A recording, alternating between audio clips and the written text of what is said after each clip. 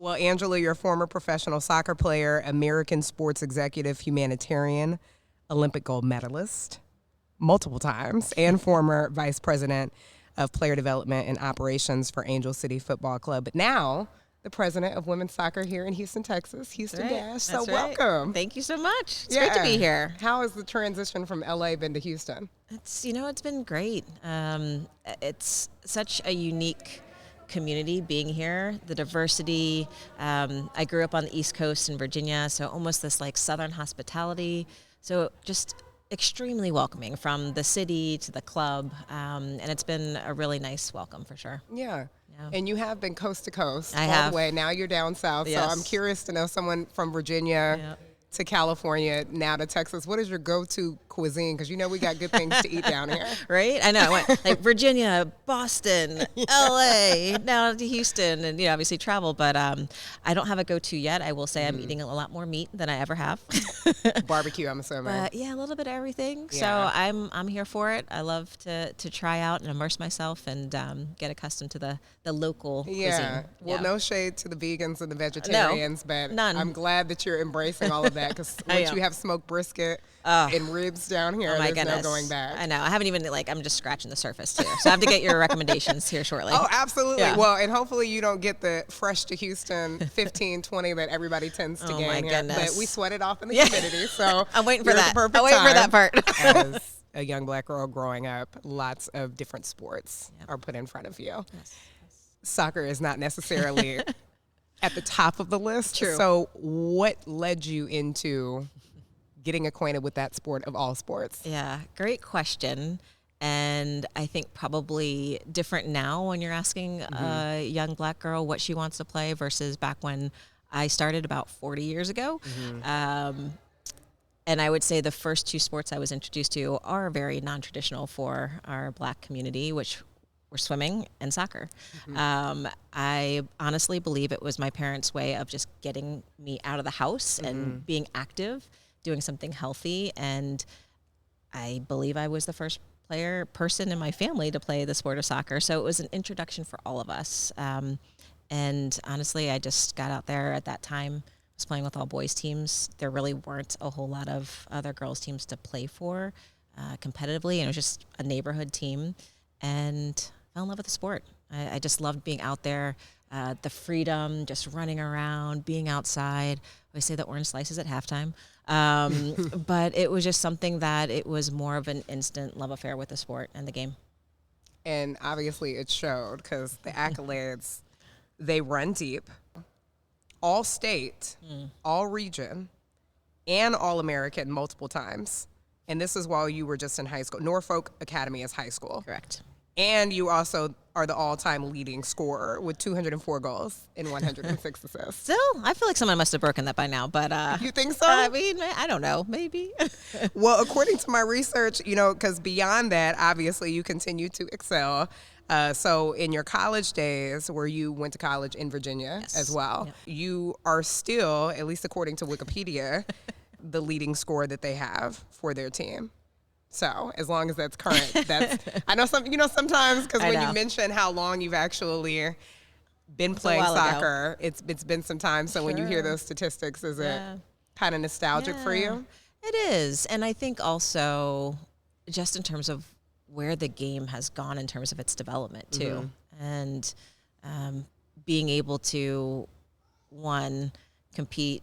I was playing actually for Norfolk Academy for the varsity team in 7th grade, which is not typically common now, right? So, in terms of ability to get a few more goals on the record there, but I do think that speaks more to the development of the sport itself and the quality of players in terms of that and what that looks like. The talent and the pool has increased tremendously. The competitiveness, again, playing with all boys, now we have extremely competitive teams that young girls can play for and more options. And I think it is a little bit more of the nostalgia of just the love of the game and the sport and, why I'm still in it. I think I was always able to play because I loved to play the sport, even as a professional. And when that day came when I no longer had that same drive and love for the sport as a player, that's when I decided to retire. And I was fortunate to be able to choose that as well. Let's go back to that, because you actually were drafted in the inaugural draft that they had for the first ever women's league, not just in the country, but in the world. And also, too, you were the very first person in the history of the organization to score a goal. The Boston Breakers of WUSA, back the Women's United Soccer Association. Yeah. I mean, and that's also, again, talking about the opportunities. When I was younger, I didn't have a pro women's professional soccer team league to aspire to play in. It didn't exist. That league came out the year after I graduated from the University of Virginia.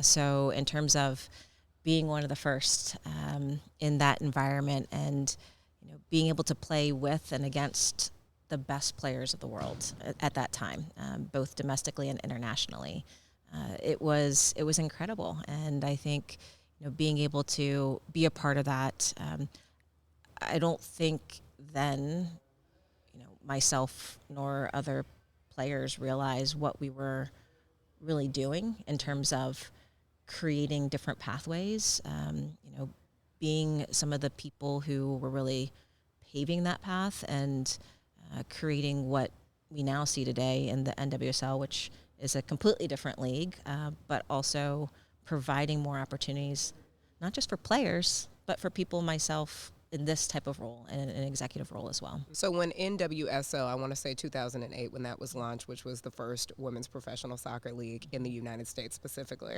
you played for them a short stint. How did the energy compare to the actual inaugural worldwide organization in the early 2000s? Yeah, so it's interesting because, right, you had WUSA, which was the first one. It lasted for 3 years. And then we had the WPS, which lasted for another few years, and now NWSL. And I think that also is been a little bit of the historical context to what players and professional athletes, generally speaking, but primarily women, face in terms of stability of their careers. And what does that mean, and what does that look like, when you're involved in a league as a professional that goes out of business, and that happens twice. And now we have an established professional league that's been over a decade now in existence. And so that starts to change the story, the narrative, the belief, the investment in a league and a club that we're now starting to see. And it's changing the trajectory of what women's professional soccer looks like in this country, but also the world. Yeah. So in recent years, you've had a lot of athletes across the board, at least a lot more athletes, just talking about competition in general, whether it's on an Olympic level or it's just on a local level, how that really impacts their social well-being, their mental stability. Simone Biles, for example. So being that you not only competed in the Olympics, but you won 2 gold medals while you did it, I'm curious to know, back when people were not making that a normalized conversation, if you experienced any of those anxieties in your career, whether it be on an Olympic stage, national stage, or global stage, Yeah, it's a great question. And thank you for asking it, because I think we need to talk about it more. When we talk about mental health, it is not just athletes, it's a human experience for a lot of people. And I fortunately I don't think experienced anything like you're determining or defining right now in that way as a player. I think for me, more of the mental health came up after I retired. And I look back now and I can see that, I went through a period of being depressed and having depression, which was hard for me to understand going through it at that time. But I do think, there is a general sense of pressure that a professional athlete, especially at a world stage and a world event, that each individual will experience, but I think handle it in a variety of different ways, right? And I think the more that we talk about it, the more that we provide resources, tools, coping mechanisms of how to handle different situations, not just physically, but mentally as well, I think it will also help to change that conversation. But I really think it's important as people are going through it, it's really wonderful to see some athletes speaking out more publicly about it, because it's a real thing, and it's a real issue that I think being in sports we can address. We can really talk about it publicly. We can use this platform with sports, but also it's about the mental state, right? And so we don't talk about it enough in terms of the incremental gains we can have as athletes and where we can separate ourselves for performance. So much of that stems and starts with that mental health aspect. When you say that you went through a depression after retiring, do you attribute that to a loss of identity or just kind of floating in oblivion? Yes, all of it. I mean, I think so much. I went through, again, starting out a 7-year-old playing the sport of soccer, something that I did for the majority of my life. I was in a supportive, structured environment. My daily schedule changed. I stopped working out. One, because I was just burnt out of it. I just needed a break. But how the physical goes hand in hand with the mental. And the identity part is, I think, probably the biggest thing in terms of who am I without soccer? Who am I as not being a player anymore? The conversations with my parents and my family changed. Like, we would, after a game, debrief the game and talk about it. And my family's always been a part of it. And so literally the conversations with my parents was like a little bit like crickets, like what are we going to talk about now? Right. So many things changed in an instant. And so it was challenging to figure out what to do, what would give me and fulfill me in the same way that the sport had for so long. And I struggled through it, and I had resources and support and an idea of what I wanted to do, and it was still challenging for me. I often have these conversations, even with my friends who are CEOs of their own companies now that have nothing to do with sports, but just talking about being in something, your initial passion with it when you started it 10, 15, 20 years ago, and feeling like you have an urge to do something else, not knowing maybe what that something is, but not wanting to abandon your initial passion project and vision, and just kind of being stagnant and standing in that, and it just causing a lot of anxiety. And so we always talk about, it's okay for you to embrace something new and to let go of what once was, so that way you can come into what will be. Yeah, I love that. I love that analogy too, right? Because you do have to kind of create that space and make space for the new. And I think also acknowledging it's okay not to be okay sometimes, right? And to not know. And I think, as an athlete, you're almost trained to push through things, right? And to the pain, the hurt, and to figure out a way to push through to be okay, where sometimes that's not the healthiest pathway, physically or mentally. I want to talk about your time serving on the advisory board for You Can Play, campaign dedicated to fighting homophobia in sports. So obviously this is an initiative that is very close to you. So growing up as a queer Black woman, I mean, what was your experience like that personally and professionally? Yeah. It's interesting because I think that's part of, for me, what the blessing of sport has also provided in terms of my own individual growth just as a human being, and to be able to use sports almost as a test case in a playground to figure out, to try things out, to explore, to fail. And I think, being in and around an environment that felt safe, where, there is a camaraderie with the group around you, the team that you're with, allowed me to, have other conversations in a safe way. And I think, growing up and especially being in different environments where I've always felt like the other in the room, whether that's being, a female, being African American, Cuban, LGBT, like all of this has put me into this like other category.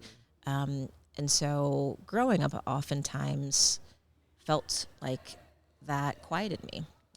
And I think I have a natural just personality of being reflective and process oriented, and I'm a self-proclaimed introvert. And so the way that I observe and process information, is one that will lead me to be a little bit quieter vocally. And I think that self-identity also wasn't as loud until I became more comfortable and felt safer. And, to be quite honest, I think, I'm married to a woman. I have 2 beautiful children, and we have an incredible family. And I still have a sense of always being observant of my environment. Do I feel safe? And I think that can lead to a few different things. But it was actually a story that I heard by 2 of my former teammates, Lori Lindsay, telling the story about her conversation with Megan Rapinoe, who is an out athlete as well. And she had this conversation with Rapinoe on a flight in which she basically encouraged Rapinoe, just come out already. Like, we all know, like, it's something that Lori felt like was holding Megan back at the time. And, she told the story, and then it was the timing of that story. And when, you could see it now looking back, and when Pino came out, and then the career that she had and what we saw publicly, and it skyrocketed, right? It was something that, like, I always felt, as someone who identified as being gay, didn't feel like I needed to come out. Like, my friends and my family knew, people knew, but I always felt almost a little perturbed that there was almost this thing like you have to come out. You have to make a spectacle and you have of to, it. right? Like, most hetero people do not come out. And so I also saw the power of claiming that. And for me, that was a lesson in terms of claiming that and really being able to now take all of my identities as, I call my triple threat, in terms of it being something that is holding me back. Yeah. Mom, wife, president. How do you manage your time? Not as well as I'd like to, but I'm working on it. It's a work in progress. We're on a time limit today. We're all work in progress. And that is no different than any other mom, working individual. It's not necessarily a balance. It's an integration is what I found helpful in terms of integrating, all the different kind of buckets I have in terms of what I do for work, what I do for my family. And I'm fortunate in that. And my wife has worked in sports previously too. So she has an understanding already of what this world is like, and extremely supportive. And I'm very fortunate in that. And, being able to bring our kids to the Houston Dash games and having them put on the jerseys and get excited about this. That's future soccer stars. I mean, my son will tell you that, has no problem saying how many goals he scored in his little games every weekend. But I think, and here too, being able to talk about, the family, and I've got pictures over there in my office of the family. So for me, it's a blend of the both, and trying to manage my time here so that when I am with my family, I can focus on them, which has also been a work in progress, but, continue to work on that. When you do choose to retire, what left do you have on your list that you want to accomplish when you do finally turn the page on this chapter? Yeah. I don't know if I want to retire in the traditional sense of the word, because I have a huge value of education, and that comes from definitely my family, my parents, former college professors, and so education is a big value in my family, and I believe that we all can constantly grow and learn and evolve, and so I think with that question in terms of a retirement, it is more of a way of maybe not doing the, I won't even say like the 9 to 5 with this job, but what we do spend in terms of our time in these types of jobs within the sports industry, but how can I continue to evolve and grow in that next phase? Because I've gone through a retirement, and to me, it's when you stop something that is a very hard transition. So how I retire will be more about how I will continue to grow and move in a different way. Do you feel like you're living and working in your purpose? I do. And I think it's interesting because I'm still going through a process of literally trying to put that into words of like, what is the purpose? And I don't quite have the language there yet, but the feeling of being on purpose is definitely there. This article came out early January that the owner is contemplating or exploring options of selling the team. So what does that mean for your role as well as the Houston Dash? Yeah, it's a great question too. I think we are also in a time and place, and I've alluded to it earlier, where there has been so much change and growth within this sport and specifically within this league. And when we look at the rising valuations of teams, when we look at expansion fees going from a few million to hundreds of millions of dollars in investment, this to me signifies an opportunity for us to stay competitive and to be competitive and consistently compete with whatever will happen within the end of the sale process. Right now, we're one of only 3 teams who have not gone through some type of sale process like this. We are seeing new training facilities being built and erected across the league. We are seeing more funds and investments going into how we recruit and retain players, how we recruit and retain staff. And so to me, it's an exciting time, and I think provides even more opportunity for the Houston Dash. Hi, my name is Angela Mangano. I'm the president of soccer for the Houston Dash. It's me versus me.